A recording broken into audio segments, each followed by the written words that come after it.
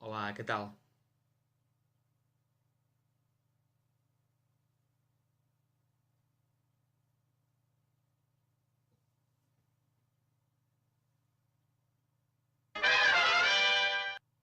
Em dic Josep Miquel Arroyo i sóc professor d'adults, o professor en general, o mestre. Hi ha moltes maneres de dir les coses, segons com et senti. A mi, professor, ja m'està bé.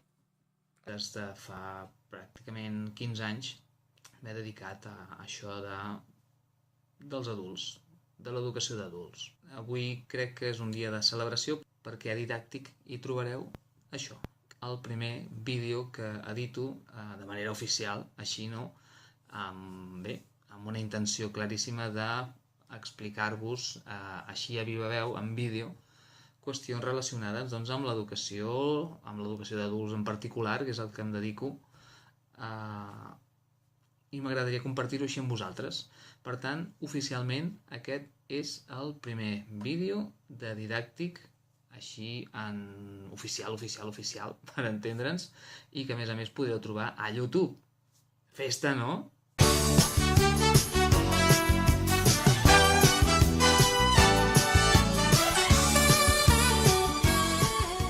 Però també estic de celebració, ja no només pel primer vídeo, sinó també per una qüestió que a mi m'ha fet molta il·lusió i és la primera incursió que faig, també oficial, al que és a la plataforma Epale.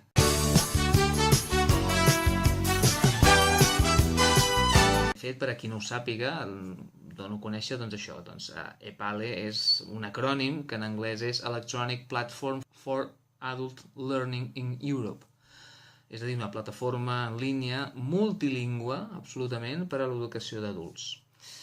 La plataforma, la plataforma està en un lloc web, que és aquest que veieu aquí, és això, se.europa.eu/epale. Aquí teniu tota aquesta...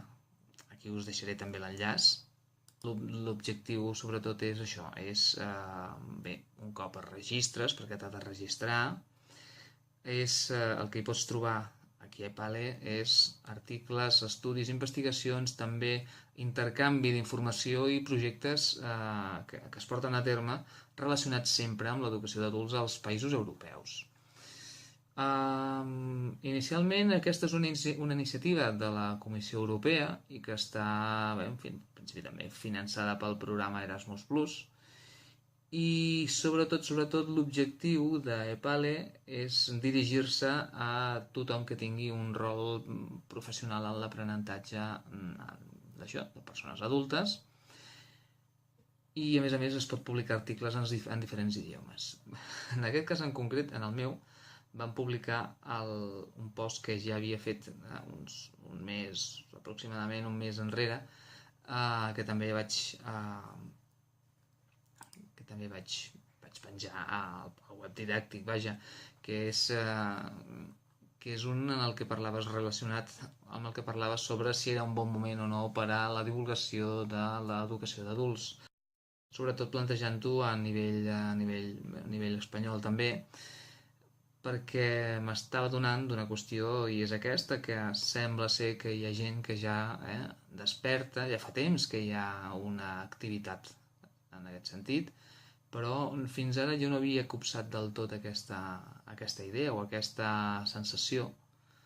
I en l'article explico com s'està movent o com hi ha blogs de centres, blogs de professors a nivell personal, que difonen comentaris, opinions, informació, recursos, investigacions a petita escala també sobre educació d'adults. I bé, fixant-me en aquesta qüestió,